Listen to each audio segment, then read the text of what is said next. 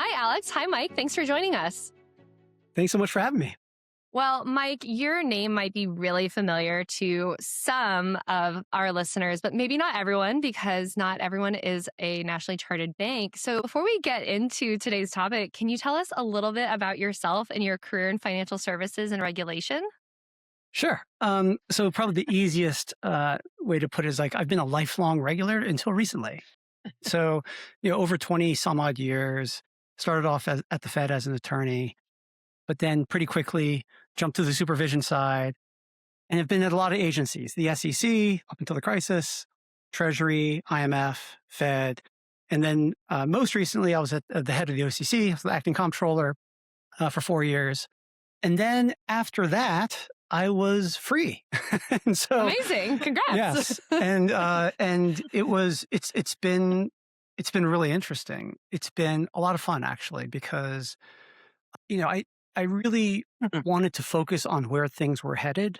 I Okay. really had this sense that everything seems to be changing. Yes.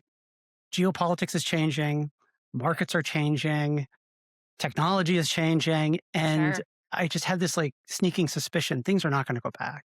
Like we're not going to go back. As much as there's a part of me that like wishes we could go back, like it's not going to happen. And Yeah. so it's a little bit like that Wayne Gretzky, like, skate to where the puck is going to be Mhm. and just embrace it. Say, okay, well, what are those things? And of course, AI is a big part of that. Tokenization. There's some other things as well, but AI was a big part course. of it. And I just kind of leaned into that. And I've been kind of doing advisory, doing writing, going to conferences, speaking, thinking, deep thoughts, and sometimes not so deep thoughts, vibe coding. So it's a whole range of things. So one thing you've done in your spare time is joined the ranks of newsletter writers. Can you talk a little bit about why you decided to start a newsletter, or what the purpose of kind of sharing your process publicly like that? And, any learnings you've had from that kind of newsletter writing, or creating that conversation with people? Sure. So maybe I'll back up for a second. When I was at the OCC, I gave over 40 speeches and I wrote every single one. Like people may be surprised, like it's all unusual. Mostly principals, if you're the principal of an agency, staff generally will prepare the speech, Sure. whatever the speech is. And then there's obviously you edit it and things like that. And for the big ones, you write your own ones. But I find for myself, I think by writing. Like that's how I Same. process. And if I have a lot of vague thoughts, and the act of writing it down reveals like, oh, that's not a strong argument. That's not going to withstand scrutiny. So it's just part of my thinking process. So I had kind of developed that a bit when I was acting comptroller. And then afterwards, I think once you start writing, it's hard to stop writing. And I had no one to share it with. So maybe part of it was just, like I had gone down a rabbit hole on AI interpretability. Okay. And we can talk about that because it's super interesting topic. But I was just trying to find venues I had written a couple things, and there's all these constraints. And then someone had noted, on some stack, you could just kind of write whatever you want. There's no editor. You are your own editor. Nice. And, it's like 1,000 true fans. If there are people who are interested, great. I'm happy. Like I'm not trying to write a New York Times bestseller. And it just kind of started there. Sure. I suppose that financial regulators were not really big into WordPress in 2006. So maybe you missed out on the whole blogging element. You always had a boss to turn in your writing to. But yeah, Substack and newsletter writings are like kind of the renaissance of blogging. Yeah. And the other thing is like, I can't help it, but whenever I come across new issues, cool things, whatever is out there, my brain just starts connecting it back to what if I were a regulator? What if I were a supervisor? It's such a big part of my life that those connections would come back and I'm like, oh, no one's writing about this. Yeah. I really feel like if there were a lot of people writing about it, I'd probably go do something else, but it seems like a pretty empty field. And so I'm like, okay, maybe I can help. And that's a pretty good segue, Mike, because you went from being a lifelong regulator to then getting into by coding and kind of being a builder. And so a question I have for you on that is what have you been learning from this racing, this building, this exploration in the era of AI that couldn't maybe be learned in the regulator's seat? Ah, okay. So in my 20 some odd years as a regulator, I never had Yeah. really a personal laptop because you have your Okay. work Oh laptop. yeah, you're not allowed to have that stuff, right? You're, Oh, you're wow. you just follow all the rules. It's just because Yeah. work occupies all of your time. So you've got your work laptop. You live off of that. Yeah. You know, back in the day, you had a BlackBerry. Then eventually you had an iPhone. Love. You had a personal Mhm. one and a work one. Like those are the devices that kind of ran your life. Yeah. And on those devices, you can only do so much, right? Mm. Because those are safe, constrained environments. Yeah. When I came out, one of the first things I did, I went out and bought a MacBook Pro, and now I'm like on my own. Like, what do I do? And there's no constraints. I can download whatever I want, and No firewalls. no yeah, firewalls, No phishing Like- training. for better and for worse. Like this Yeah. is, and it is A, it was kind of freeing, and B, it's pretty fun. Like it is fun to get in there and to just the hands-on keys. Like this, I think, like all of your listeners, there was this great saying I heard: you can't learn to swim from the shore. No. Like you Yes. just have to get in there, and so Mhm. you can't study this stuff. You just have to get in there and just start using it. Like tap, tap, Mhm. tap, tap, tap. And you do, and the first 15 things you do are going to be a total waste and you'll be embarrassed by it later. That's okay. Doesn't matter.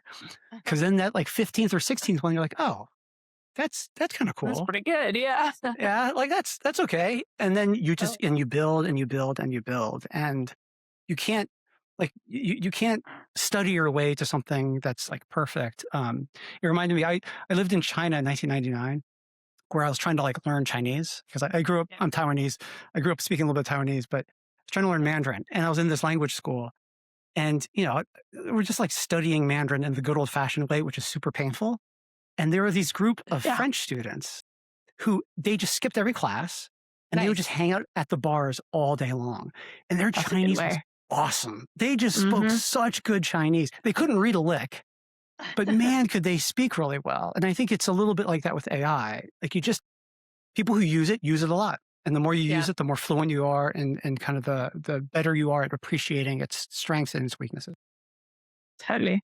How have you taken, some of the mentality of being a regulator now that you do have your MacBook Pro and your personal iPhone, I assume, and your personal Gmail, and there are no rules other than your judgment?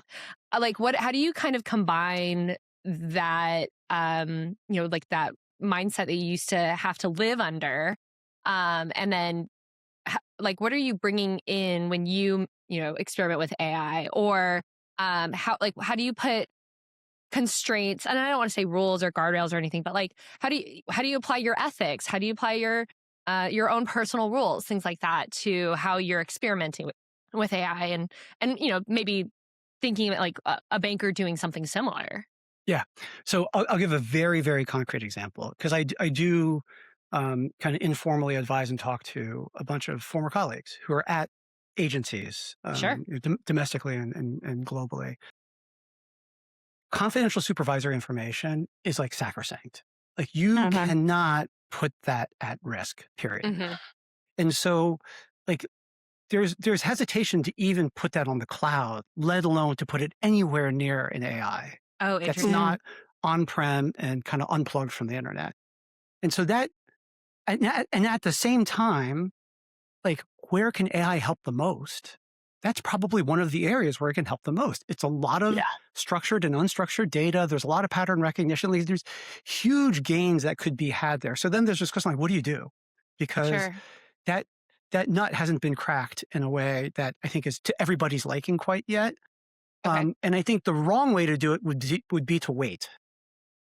Right? Okay. We could all just like wait until there's a perfectly secure solution and then open the gates and go. That's not going to work. I think there have to be environments where examiners, supervisors, others can start experimenting not with CSI, but Mhm. environments where there's something CSI like Sure. that they can start doing, whether it's synthetic or just public data, and start just messing around and experimenting and prototyping on how to do their jobs better, how to cover more ground, how to do things in a different way. I do think this, like, one of the things I've really come to appreciate, prototyping compresses deliberation enormously. Oh, interesting. Because just doing it. Just doing it. Because when you're at an agency, you spend a lot of time deliberating. Yeah. Like that's a feature, right? That's not a bug. Yeah. We want our our regulators and supervisors to be deliberative. Don't be rash. Don't make sudden moves. Like, think hard as you do things. But deliberation begets deliberation. Committees beget committees. Like, these things can kind of take on the life of their own. And a prototype, and all that takes time. A prototype, here you go. Like, we're debating something. Here's the prototype. Do you like it or not? If you like it, great. And if you don't like it, throw it away, do something else. It shortens time enormously. And I would just suggest, like, as folks are thinking about, like, how do I use this technology? What do I do? If you can build something to show, do that. Give that a shot and see how that plays. Well, actually, I had a question, kind of before we move into, I think, some things that really draw on your expertise, but based off of your answer, what are some things you've learned about workflow oversights and prompting as you're using, like, kind of the LLM and agentic, AI? And it sounds like prototype as fast as possible might be one. So you can kind of provide feedback on a thing rather than, think about a thing existing. What are some other ones that you've had or other lessons? So I think everyone kind of goes through these stages, and they're not necessarily linear, but there does tend to be a kind of a trajectory to it where in the beginning, you just start off doing things that are familiar to yourself, and you try to do them a little bit faster. So, some people call this, like, the efficiency focus of AI. And a good example, like research. Everyone has to do some research. Yeah, that's me. Right? Alex is trying to push me, and I'm like, I can't. I don't even trust this thing. Yeah. Well, so go check all of its work. So here's a great way to check it. I always use multiple models. Like, I am not a certain house. I don't subscribe to just one. I use, like, basically all of them. Okay. And you constantly play them off each other. It's fantastic. Like, you do a research project you give a deep research project to one of them, take the output, you give it to the other one and say, criticize and find all the weaknesses in this analysis. Oh. And it'll do that. Nice. And then you feed that back to the original one. And it's quite interesting, actually. Okay. And I do that for everything because there are a lot of things where I'm not the expert. Like, I don't know. I mean, especially if I'm vibe coding, I don't know anything about coding. Sure. But I know enough that when you pass them back and forth, they're especially these more capable models, they can be quite critical. And it's funny, they have different personality quirks to them, which can be amusing. Yeah. But I find most people start off with efficiency, and then at some point it does flip into, I think, building. You start realizing, like, it's not just doing something faster. Like, I can build a little thing. And then once you start building, you get the bug and you start realizing, like, oh, like, I can build a lot of stuff. And and then your ambitions, like, there's a relation, you start to get a bit more ambitious. Interesting. It's not just one prompt. Yeah. It's now like, like, I did this project on, like, policy sludge. I had this big focus on policy sludge. And if you're using Google, like, this is going to take forever, right? Let me find every reference to a board of director duty or obligation. Like, that's a classic. Right. There's over 200, and they're scattered across many, many, many different guidance documents and statutes and whatnot. The moderately ambitious thing, let me just go find them all and make sure there's no hallucinations. Sure. Okay. But the more ambitious one is, like, can I clean it up? Like, what if I were to try to take those 227 and really try to boil that down to what are the really critical duties? And can I do that in a way that doesn't change any policies? Like, it's policy neutral. Yeah. Okay. And how do I do that? And then you can bring all these other things to bear. And I thought, there's no way I can do this. And, like, 2 weekends later, I'm like, wow, Okay, I I did got something it. that's Yeah. well, I did something. I want to be really Okay. careful. I did Yeah. something. It's not ready for prime time, Sure. but man, I probably took a year and a half of work that would normally Oh go my through the agency gosh. process. And then you've got a different starting point. And Yeah. it, like I like to think in terms of like life cycles and stuff. On any given project, you're like formulating the question. Like what's the question I'm asking? Like what's the problem I'm trying to solve? And then there's like the searching and the work and the Mhm. drafting and then you get to the finalization. In pre-AI, we spent almost all of our time on the middle parts, Mhm. searching, drafting, Yeah. crafting. Now we can spend all our times on the front end and the back end. Are we asking the right question? Is that a good question? Maybe we should ask more questions. And then on the back end, this is the hard part. On the back end, you have to check the stuff. Yeah. Like it's really easy to just cognitively offload that. I'm super guilty of this and be like, oh yeah, this is fine. It is That's not good. fine. You have, and it takes a lot of effort. Like if you're using AI and you're not feeling tired, you're not using it right. Like you should be mentally exhausted after a half day of it. Like it really, because it means that you're offloading a lot of tasks, Yeah. and it's not a weight loss pill. It's like a trainer. It's like a personal trainer. Just It's the opposite of a weight loss pill. Yeah. yeah. Well, this is a good segment, Mike, because I think one of the things we're seeing a ton in the space right now is banks, financial institutions generally are kind of on that learning journey that you described, right? From, I can make this one task here and there a bit faster by summarizing or researching or kind of doing something a little bit quicker to, oh, wait, we can build things.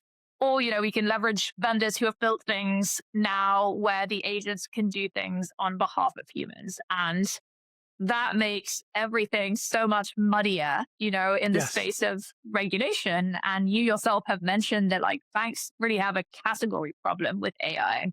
Is it a model? Is it software? Is it a third party vendor? And I think it's just a very messy, unclear space right now for banks. And I would imagine maybe also regulators because it's moving and evolving so quickly. So how should FIs think about this and where would they even begin in this era where now the category is even that clear? Okay, so I'm hoping everyone has already begun, because if you haven't begun, you are Assuming they way have. behind. Right? Yeah. But no, seriously, like there's a bunch of generic ways to answer this question, but I think for your audience, it's really, really, really critical. Every bank should know, like, who are we? Who are we serving? Sometimes we just kind of skip that. Yeah. We just go straight to the Yes. technology. And Yeah. no, you got to really, if you don't ground it in that, then it's a little bit of just kind of, tech hype, which is fun, but it's not going to connect to what I think is ultimately the purpose of this, is that we want individual specific businesses, banks, financial institutions to do better, do Yeah. more, do it better, deliver better. And that means you have to know, like, what are we doing? Like, who are we serving? Yeah. And how are we serving them? And I used to ask this question of community banks all the time. Who is your future customer? And I think this is really, really critical, because community banks are awesome at relationships. Like I've seen it many, many times. But really, but they're not so awesome at establishing new relationships and thinking about who the new relationships are. And I think these technologies can really, really help with that. And it helps to talk, like, if you're in commercial lending and you want to do small business lending, like that's a different set of things that you need Yeah. versus if you're doing retail, versus if you're doing, other kinds of activities. So you have to start there. Mhm. Otherwise, it's just too big of a buffet to start at. And then I think it's a mixture of doing your own kind of in-house experimentation in safe ways, and then talking to your peers and just getting out there and seeing what's out there. Like there's no real shortcuts, unfortunately. Everyone's kind of looking for give me the one software package or the one YouTube video to watch. It's like you have to do there's a lot of triangulation. Mike, one thing that I was thinking about when, Alex and I were working on questions for you is the idea of trying to categorize AI at all. Yeah. So Yes. her Yes. question was mentioning the three categories that I've heard time and time again from financial regulators. Something is a model, software, third-party vendor. Yeah. And you leave the OCC and enter, private life and get your personal laptop at a time where this technology is like kind of not fitting neatly into these categories anymore. Or, and I'm sure, I don't mean to bring up banking as a service, but banking as a service also is another type of, technology-driven business line that was failing categorization. I kind of want your thoughts a little bit on this moment in time where, the technology is kind of failing some of the categorization that regulators have kind of created for the banking industry. What are some of your thoughts about how, banks should maybe proceed when these things kind of fail the neat boundaries that had existed and maybe they never existed. Maybe it was just something that was a little bit easier to categorize back then and it's a little harder now. So I'm going to answer your question with a story, which I think your listeners will get a chuckle out of. A month or two after I came out of the OCC, I was talking to some bankers about their AI adoption journey, et cetera. And within the span of about a week and a half, I had talked to one bank and I had asked them, within your risk management function, who's running point? And he's like, oh yeah, model risk management. Like, obviously, it's an MRM issue. Obviously, Okay, yeah, obviously. it's a model. The next bank, obviously, it's software. It's software development. We just put it through the software development lifecycle. That's where we treat it. And then the third bank was like, oh, it's a third-party service. So we put it through TPRM. They run point. Perfect. They were all talking about the same thing. Oh my God. And so, right. So on the one hand, you're like, oh my God. But on the other, it's totally understandable. And within each institution, that particular group was most fluent and most up to speed and kind of leaning in on it. And I found this over and over and over again. It does come down to people who are engaged, who are credible, who know what they're talking about, and they earn the trust of their peers. And they'll say, okay, you take this and because there is no natural place for it to sit. Sure. And it's quite confusing. And it's also interesting if you talk to vendors who are startups who are trying to sell into banks, they get totally confused as to who they're talking to. They're like, am I selling to the compliance function? Am I selling to the AI, to the data officer? It's really, really mixed up. And I think that speaks to both the kind of the flexibility of the technology, because it is extremely flexible, and the fact that no one of these frameworks is actually fit for purpose for all of AI. And that's the key lesson. Like, the reason I titled that category errors, because I think there is this risk that once you put it into a bucket, you're like, I'm good. Done. Yeah. No, absolutely not. Even if you put into that bucket, guess what? It's changed. It's going to change 2 weeks from now. There's going to be like a new model release. There's going to be a new thing and everything changes. And so it just requires this degree of agility that is pretty unusual in terms of both the frequency and the speed. I think everyone's kind of got to do that. All of that being said, I am going to make a pitch where one of the hats I wear, I'm with ML Commons. And, ML Commons it's a nonprofit. They're kind of famous for ML Perf, which is like a benchmark for machine learning hardware. Cool. They now do a lot of benchmarks in the AI space. And working with them on the financial services vertical about how do we answer this question, like, is this agent reliable and safe? Yeah. Oh boy. That is a very hard question to answer. Great question. Yeah. Right. And internally, the engineers and the developers who develop, they can come up with lots of things. They can show a lot of stuff to say, look, this thing is safe. And at every institution, it's a different set of stuff. Yeah. It's a different set of concepts. It's a different set of source materials. And one thing we need to do, we have to standardize that. We need a language. Like, I need to know when I'm talking to you that we're talking about the same thing. Yeah. And supervisors can't have to relearn this at every single institution. It's not scalable. Right. So there's got to be a shared taxonomy. There's got to be, a shared framework for thinking about that. And that's something we're working on Demo commons is like almost like an agent reliability card, like a profile, Yeah. where, autonomy level, like these things that are pretty intuitive. Everyone does a version of this, but they're all different. And if we're going to get to a point where these things are really going to, the deployments are really going to scale, the supervisors, the regulators have to get comfortable. There has to be some independent verification, validation. Like you got to earn trust. And I think this is kind of the next mountain of things to kind of tackle.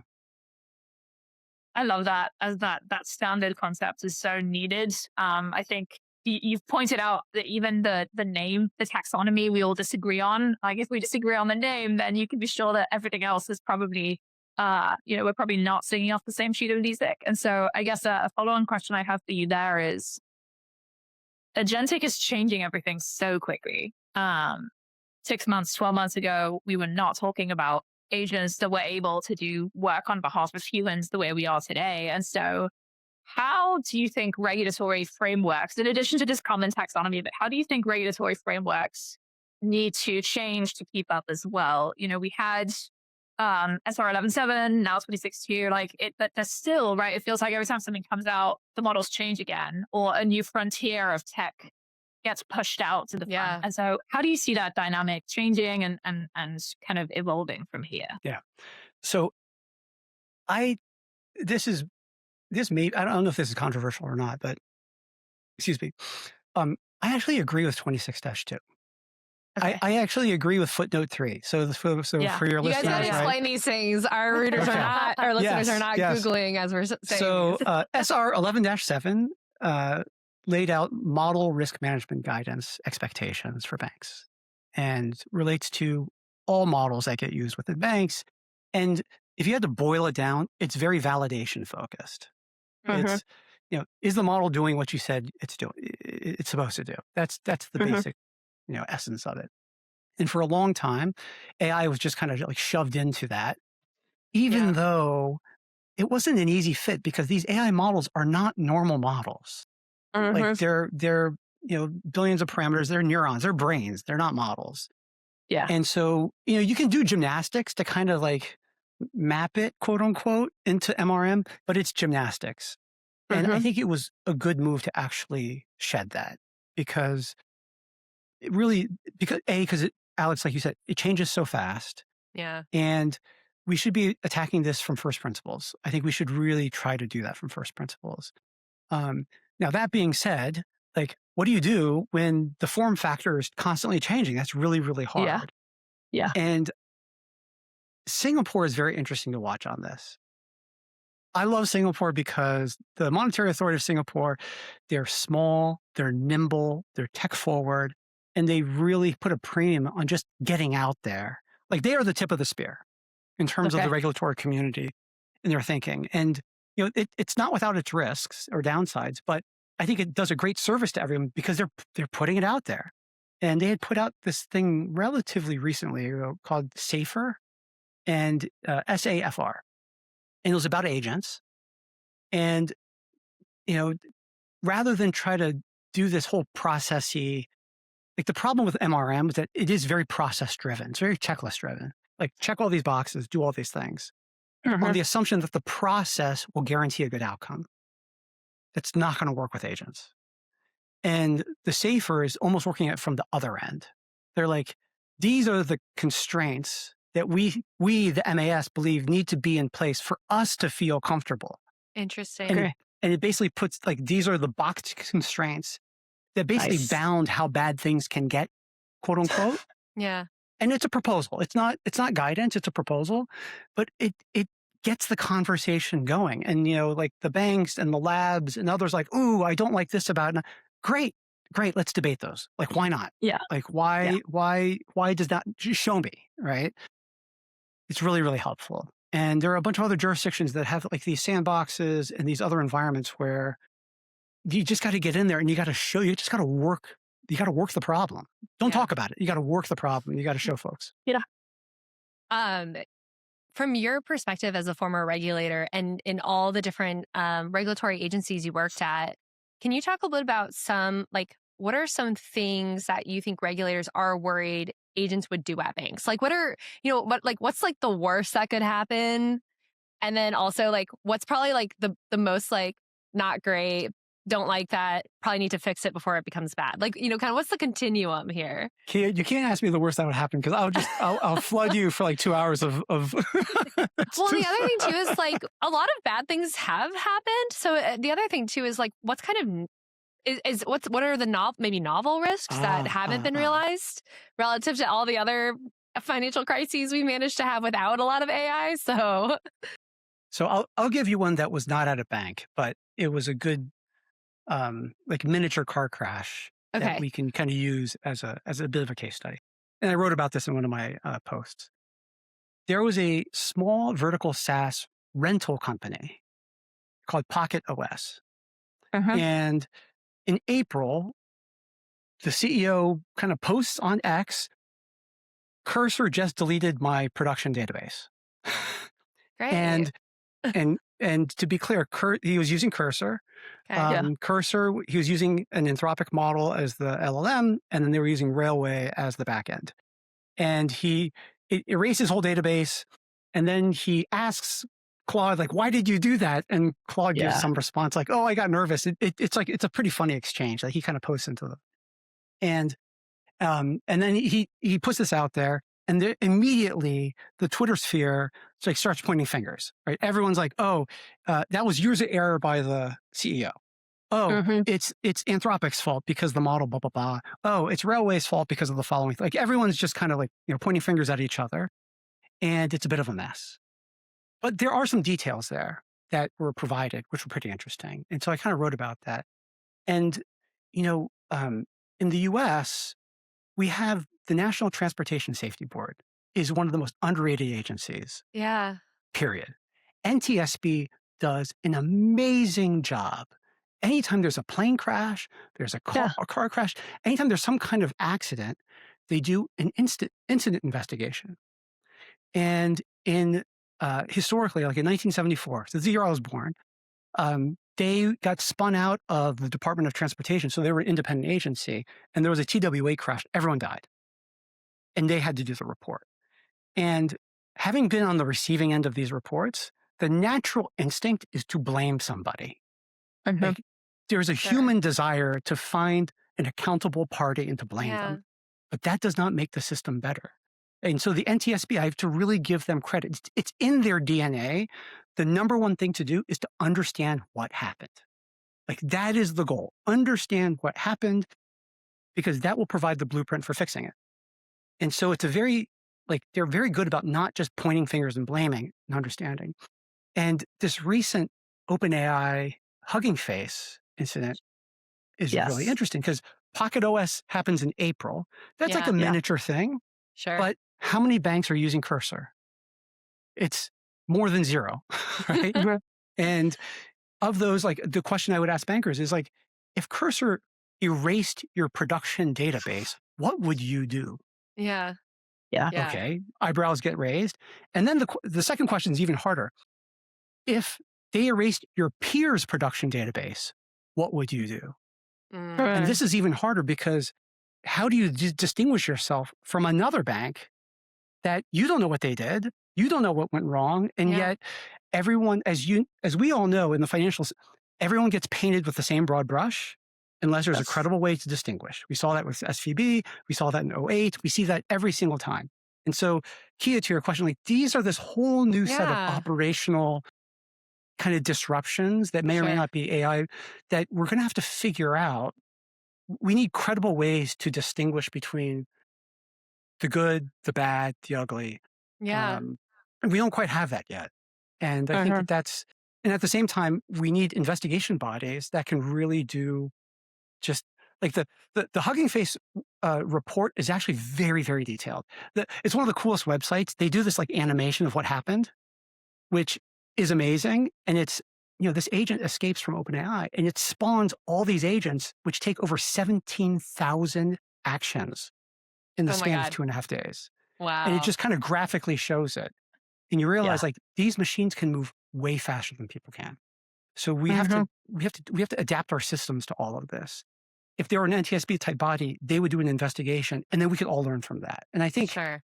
that's eventually going to happen, but there's probably some steps we can take in the meantime to ensure that, because there's going to be more of these kinds of events. Alex, with Parlay Finance, what when you talk to bankers, what do they say their boards or their regulators are concerned about with AI? And I'm sure that you get like a continuum of like, that's not a concern at all, or that's our that's the most important thing that we also are concerned about. Yeah, so there's definitely kind of echoing your perspective there, Mike. There's a continuum of like, we are just kind of getting started and we've extended a Copilot license to everyone and we're trying to figure out what's happening, all the way to we're putting agents into production. They are doing tasks on behalf of humans. We were going to hire 10 people, but actually we've decided this department can be like driven in some future capacity by a set of agents instead. And so huge variation, I guess. But one of the interesting things I've seen in how they're thinking about that is I've had a few bankers as they're wrangling this. Okay, it's squishy. And to Mike's point, there isn't really like an authority or a methodology for overseeing this yet, who've kind of come back to something close to those first principles that you were talking about, Mike, which was we're going to try to oversee these agents as if they were employees, essentially. And the controls that we would put around employees, we're going to work to establish a parallel, kind of similar number around what agents do. I thought that was a pretty pragmatic methodology, right? In this era where like there isn't a perfect way of doing it. And we know that if you ask for specific outcomes, agents don't always like follow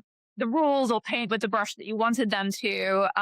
Putting those guardrails around actions and like how you oversee them was kind of an interesting emerging approach that it serves. Yeah, so I've definitely heard about that. And there are some banks who've been pretty, I think Bank of New York is one of the more vocal about that's their approach. They're pretty public about that approach. And the nice thing about that approach is it's very skeuomorphic in the sense that it's very familiar. Right. So for your audience, like skeuomorphism is where you take like a new thing, but you kind of dress it up in something familiar.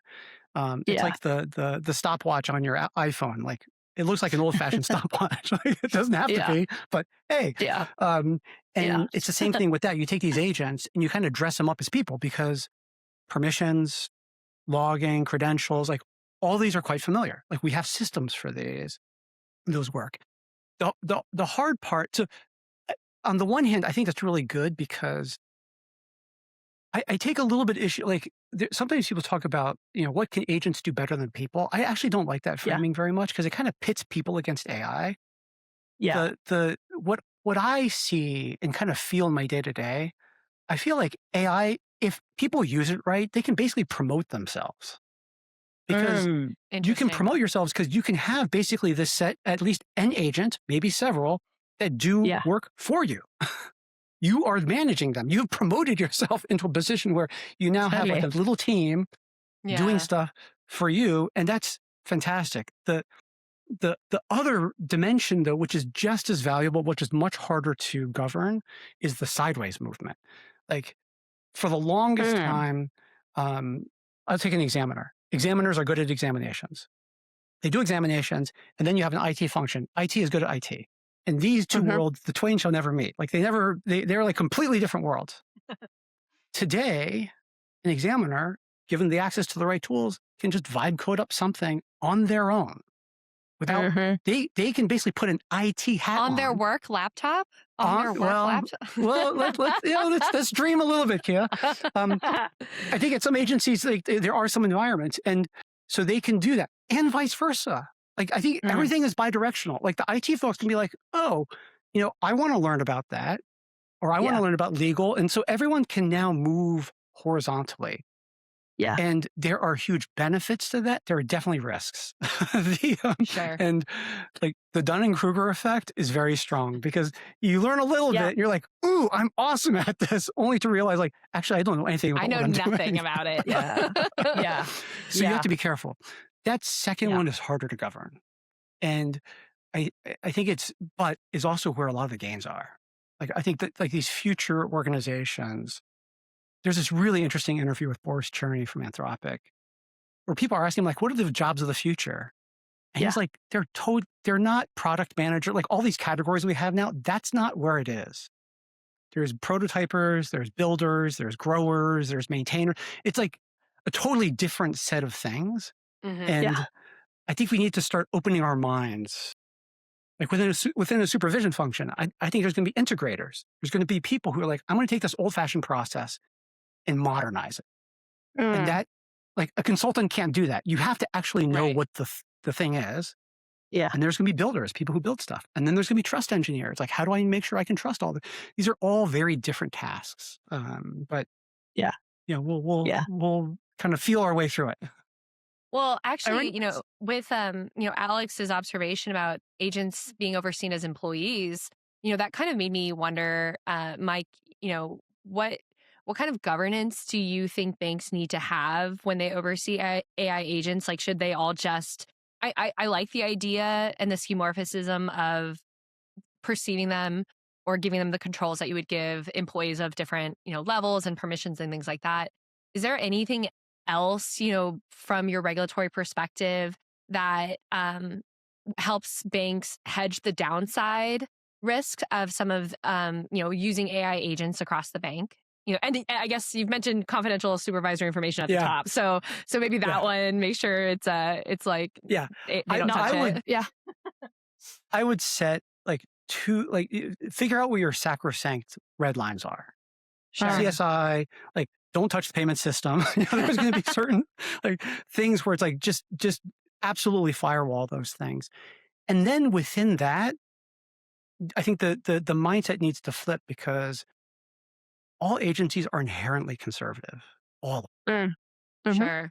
The risk is not moving too fast. It is definitely a risk of moving too slow everywhere. And so, like, I worry if agencies take too much of we just want to make sure that, here are the 20 buttons you have to click before you can ask like one prompt. Like, no one's going to use it. People are just going to pick up their phone and do the shadow AI thing. And so there has to be a balance there.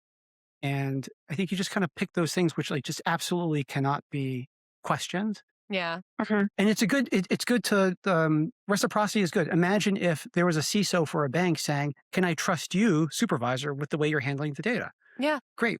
We require, supervisors require them to, like, shoes on the other foot. Everyone's got to kind of dog food their own approach to these things. I think that's good discipline for this. Mike, how do you think about, so I love that concept of, okay, we need to be more open to what is possible here, right? But with this, I can promote myself out of a job by giving an agent with these tasks, and also maybe the benefits and the risks of that kind of lateral, I can vibe code stuff now. How do you think that bankers need to consider the responsibility piece? So I think the thing that always gets people nervous is, if I let an agent do something on my behalf, then who is responsible if that action is bad or not done right or done in some way that infringes some regulatory requirements? So I feel like the hot button areas are kind of there right now. And there's a sort of easy-ish solution, which is it will be human in the loop up until the point that this important decision should be made. But I think we're moving past that in terms of what the technology can do. And so sort of a broad question here, but how does supervision need to evolve when an agent is taking action and doing the work? Okay, so there's two really important things I want to kind of cover on this one. One is, Alex, you're absolutely right. The human in the loop was kind of an easy answer in the early days. Just make sure there's a human in the loop. Yes. Have you guys used Claude Code? Like, when you use Claude Code, Painfully and so badly. Oh, Kiah admits it. Yay, she's like, I built a second brain, and I just spent so much time just hitting allow at once, and then I was like, I don't even know what you're asking me, but it's fine. Like, so that is exactly the problem, right? Because that is human in the loop. Yeah, that every single time it was a bad experience for me too. Yeah, right. And it's the theater of human in the loop without the content. Oh, completely. That is a problem. that is like the worst place to be, because senior management and third-party observers like supervisors will say, oh, there's a human in the loop. Look at all these logging traces that show permission, permission, permission, permission, when in reality, it's just a show. So that's not going to work, right? We need something different. And I think what you've seen at some of the labs is that they put more of the trust engineering into the harness of the agent itself. Yeah. So you kind of build it in to the agent itself. Now, that begs a ton of questions.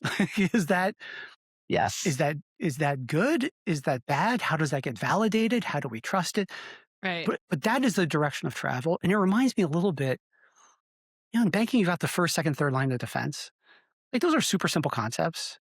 But I do remember these big debates, especially when IT ops risks came up. Like, shouldn't some of this risk be in the first line? Shouldn't some of this risk management be in the first line? Right. Yeah. Right. Or third line being like, I've heard of third line going into first line, and you're like, well, that kind of makes sense too, because it's like third line is already too late by that point. Yes. So there's all these, like, it's one of these concepts that, like, at first blush it's very intuitive. Right. And it feels good. And then you get into the weeds of how it actually gets implemented and what works. And you're like, I don't know. In this case, and in this case, and in this case. Same thing with AI, especially with agents. And I think we just have to turn our brains on and not get seduced by kind of simple things on that. There was a second point I was going to make. Now I'm forgetting it. Well, the other thing too is I think it's really interesting that human in the loop risk becomes like legal theater or yes.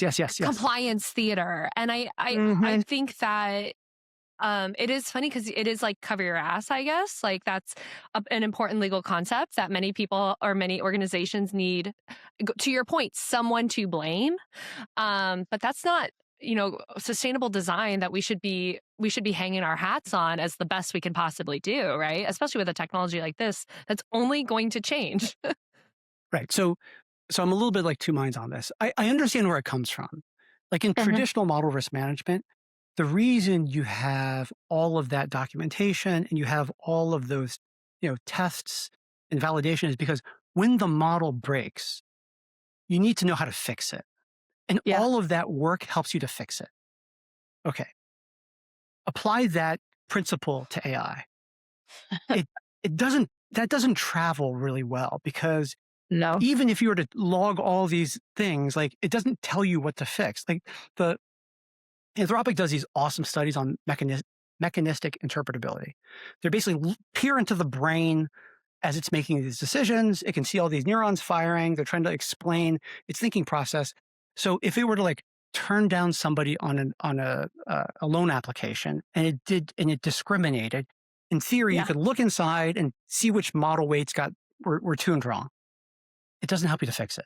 Like, you're not going to go in there and retune those model weights just to fix that problem. Right. You need a different fix. So what's the purpose of it? Like, I think it helps to work backwards. Like, when things go wrong, how do you fix it? Sure. Just ask that question over and over and over again. And does the process help you do that? Yes or no? Yeah. Now, the really, really hard part. So, Alex, I want to go back to your thing. What happens when it's not in the bank's control? So there's this great, so IMDA, which is the Singapore, kind of like the AI regulator, if you will, put out this paper on legal liability of agents.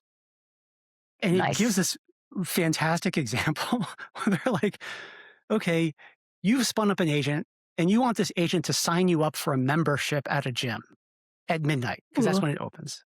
Okay? And the thing opens at midnight and their website is down for maintenance.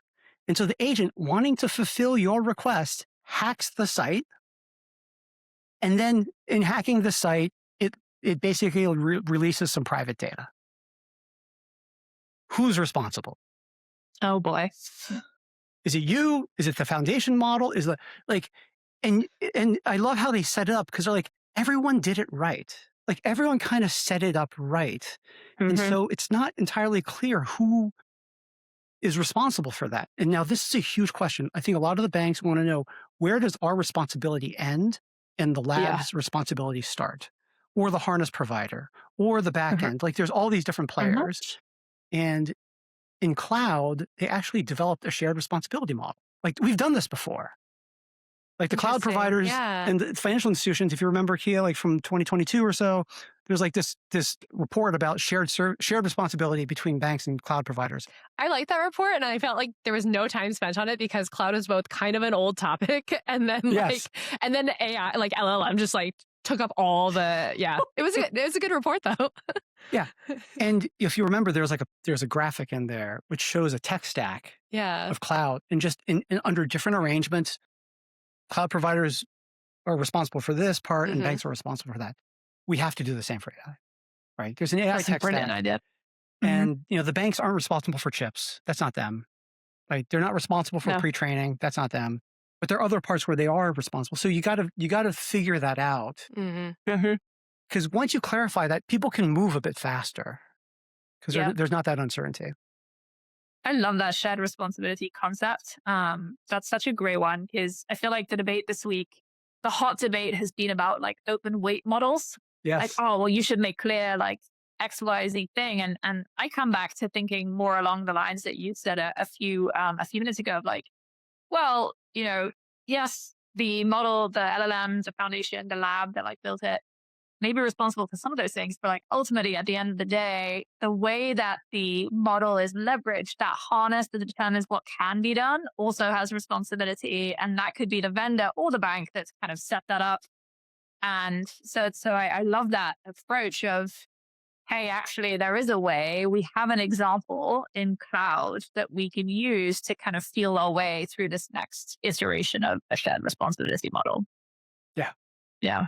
And this is this is me being stupid, but Alex, as you were talking, I was thinking about like cars, right? Like that, like, and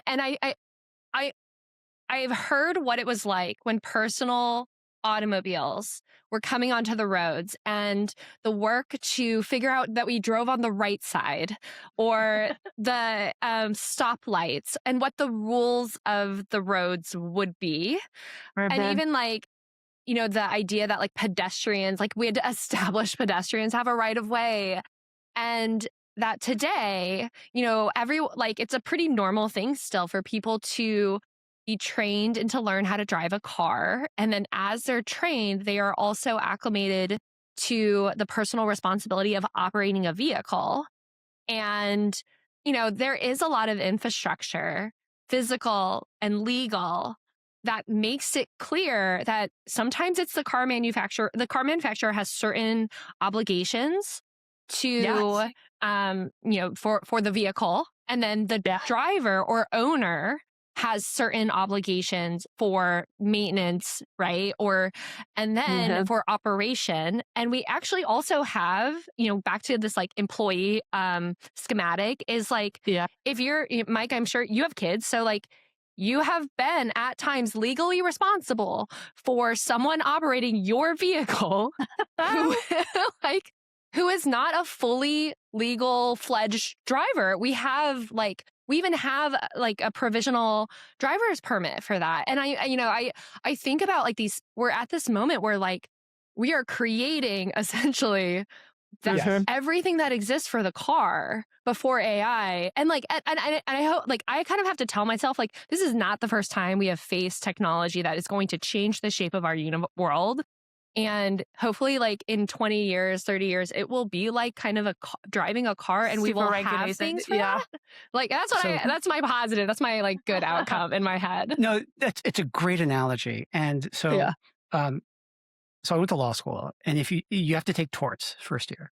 And one thing you learn in torts is we have all the standards we have for all the complicated things in society. They either are due to regulatory standards or lawsuits. Those are the only two ways, right? That's the only way we do things in this country. Yeah. Well, because if cars keep blowing up and hurting people, either there has to be regulation or there have to be private lawsuits, which then make it expensive for car companies not to put those things in. And I think with AI, we're in a similar spot. Now, there's a very interesting conversation going about these IVOs, these independent verification organizations. And this is worth pausing on because there's a theory out there that most of the tech change we've had in the past takes place over decades. Mhm. So it's possible for government to just kind of catch up. Like, yeah, we'll be behind, but we'll figure this out, right? It takes and whether it's the internet or railroads or electricity, like these things didn't happen overnight. They really No. took place over decades. Yeah. There's a theory that AI is not that. AI is happening much, much faster, and that government can't get speeded up. You can only speed it up so much. Yeah. And so if the capability curve is exponential, but government is like at a slow slope, linear slope, Sure. how is that gap getting filled? And the courts Private can't fill it either. lawsuits. No, well, the lawsuits take forever. I know. Yeah. So there's an idea that there have to be private, essentially regulated markets where there are independent bodies which are certified by the government to do government type things, verification, certification, even enforcement actions. And so that I think is an interesting, like, theoretical thing to consider. Watch the cyberspace.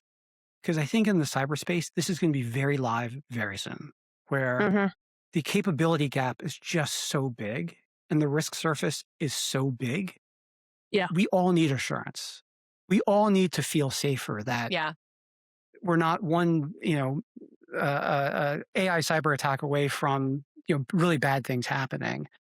And we need somebody to come in and say, we got it. Like we've kicked the tires and it's okay. And the government agencies directly they're not equipped for that yet. Would that be like a SOC 2 for AI basically? Is that what you're thinking, Mike? Maybe. I think there's lots FASB of, for cyber. That's my right. Look, like, Dennis Asabasi put out like a FINRA for, like, there's lots of these ideas that are now floating around out there. And I think it's good, but I think we're going to have to kind of land these ideas pretty quickly and put them into practice. The clock is ticking. Yeah. We got to prototype this ticking. stuff. Someone put it in an AI. Let's get this cracking on this. We'll vibe code it. Yeah. Mike, thank you so much for your time. I was just wondering, I think the most important question is probably the simplest. What advice do you have for community financial institution executives listening to this, kind of thinking about the future of everything, the direction of technology, the pace of change, based on, how you've been spending your time since leaving the OCC? So I now tell CEOs this, hands on keys. You have to use it. So, there's this question about like too fast and too slow. If you haven't used a coding agent, you're too slow. If you've vibe coded something into production, you're too fast. So you need to do some stuff like in between those, right? Because once it's not possible to intellectually get your mind around what these things can do until you yourself do it. And then it's super empowering because then you can, I've heard these stories of where CEOs or founders are like, wow. And what they do is they spend their weekend, vibe coding things and they hand it to their staff on Monday morning. They're like, here you go. Like, make this a reality. There it is. Yeah. You have to go through this a couple times, but I think it really does start to just change the possibility space. But at the same time, you do have to be careful. Like, these things are extremely powerful, but you can really get out over your skis very easily. Yeah. And so it's just kind of staying in between those two, and keeping your eyes focused on who is the future customer. Like, do all of that simultaneously. Right.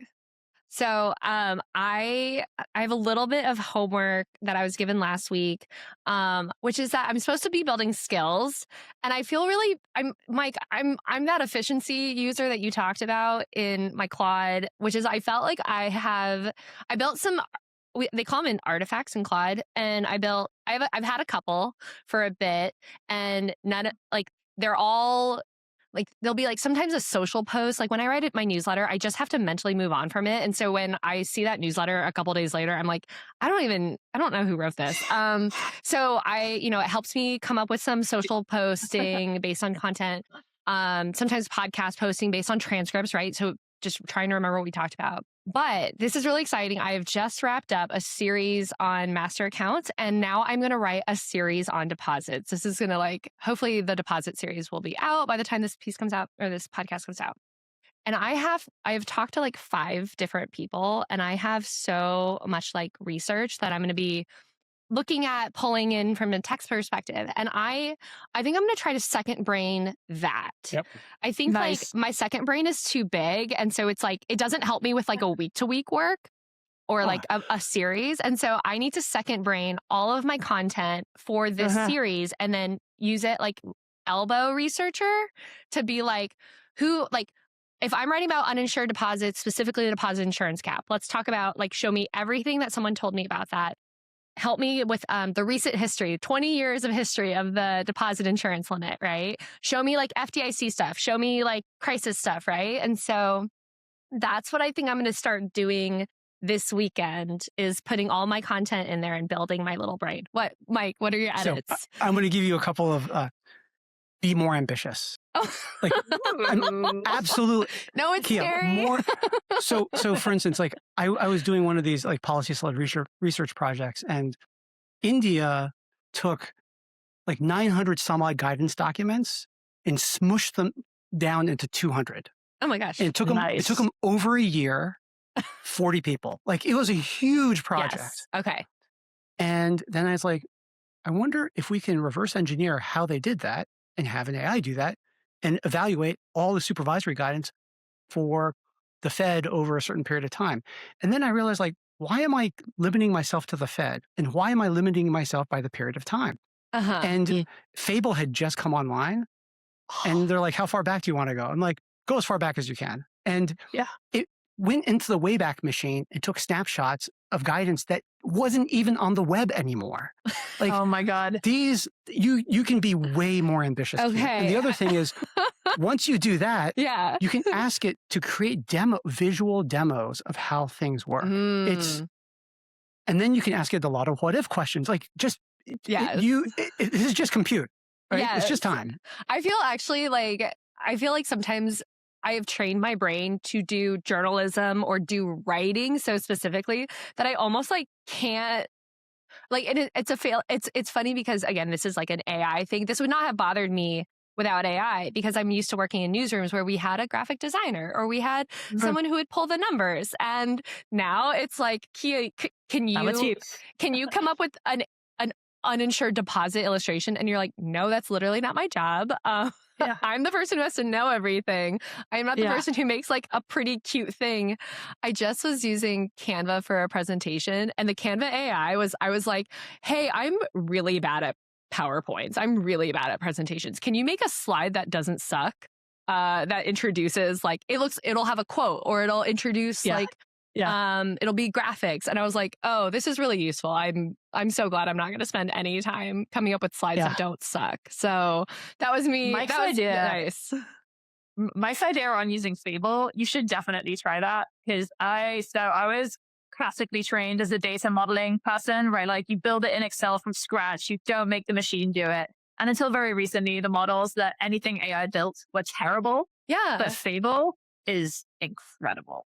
It will build actual models with sensitivity analysis, with all of the components. Like, it'll make mistakes sometimes, but like it would have taken me 40 hours to build that model, and it took me 2 hours overseeing, right? Like, and it can build PowerPoints that don't suck. And I spend my life in PowerPoint still, right? And so I'm so happy. And then Alex, the thing you can do, take that and feed it into Sol 5.6 and see what, and have it critique it. And like, Sol 5.6 is like, it's quite good. Like these are all, they all get better. They're all getting better. And you do have to adjust a lot of how you're using them to get kind of the most out of them. But the biggest thing now is like when you're on the frontier, almost everyone's questions are too easy. Like you have to push it. That's why I don't want to use Fable. I don't want to be like, hey, very powerful LLM, please like build a PowerPoint for me. I think the thing here, like actually, using my G wishes. Yeah. Honestly, like, so my co-founder is this big, like divergent thinking is his superpower. Like he just does it better than anyone else. And so I've been like creeping on how he does prompting because it's so much broader than how I prompt. I'm like, do this, still this, give me that. Right. And then he's like, tell me what questions I should have asked. Like, evaluate whether the questions I asked were big enough. And then the model will come back and be like, you should have asked this. You should have prompted this way. You should have given me this instruction. I'm like, he basically just uses it to like challenge himself to go even bigger or think bigger. And like, you can kind of work with it to open up your apertures in interesting ways, to Mike's point, in ways you would have never expected you would delegate something to a system. The one other kind of hack. Yeah. Google has this product called Notebook LM. Someone has told me to use Notebook LM for Yes. specifically content management when I'm working on these big series. Yeah. Well, the way I use it is that it's now called Gemini Notebook. You can load in the early days when I was just trying to learn AI, I was reading all these research papers and they just were impenetrable. Like I remember getting the transformation paper and I read that 5 times. I'm like, I do not understand this. Yeah. And my brother was home for Thanksgiving and he had a friend who had an MRI and the doctor's note didn't explain it. So they fed it into Notebook LM and there's a podcast feature. You can just turn it into a podcast and it's 2 people talking to each other in plain English and they explain the MRI. I was like, what? And so I took the transformer paper, I stuck it in there, and it's 2 people just chatting, and they've somehow figured out it's natural language, and they use a lot of analogies. Oh, it is wonderful at analogies. Like I fed it this paper on knowledge graphs, kind of constructing knowledge graphs using a cookbook. Nice. And it explains, a knowledge graph is like that crazy investigator that has a wall full of all the photos and the locations and the pins with the lines. Like that's how a knowledge graph works. Yeah. Beautiful. And then suddenly you're like, oh, it clicks. Awesome. And then you go back to the paper and now it all makes a lot more sense. Yes. It's a great facts, hack. Mike. So you were talking early on, right in the beginning of this podcast, you were like, hey, switching between models, kind of like pitting them against each other to do quality assurance and quality control. I love that. And we have basically done something similar at Parlay with identifying which model performs best for which tasks. And we found that Gemini actually is the best model for OCR, so processing large texts. And so I hypothesized one of the reasons why Notebook LM was so sticky is because they had that backend piece that is really good, like better than most other models at processing data off of documents, reports, studies. And like, then, you're kind of hooked in from there to use it for all the other stuff. But right. Yeah, there's a lot of that. You should try Notebook LM for sure. Yeah, we'd love it. Okay. Can I take that as my homework? I will try Notebook LLM. I will. Done. Okay. I will. I will report back. You are not the first person to tell me to use Notebook LLM, so maybe I'll sides point there. But Mike, Alex, thank you so much for such a great conversation. There's so many really interesting threads to pull in here that I really want a FASB for AI or a FASB for cyber. That's my vote. But I'm sure we'll keep in contact. This conversation is going to keep evolving, but thank you for your time today. Thanks so much for having me. This was fun.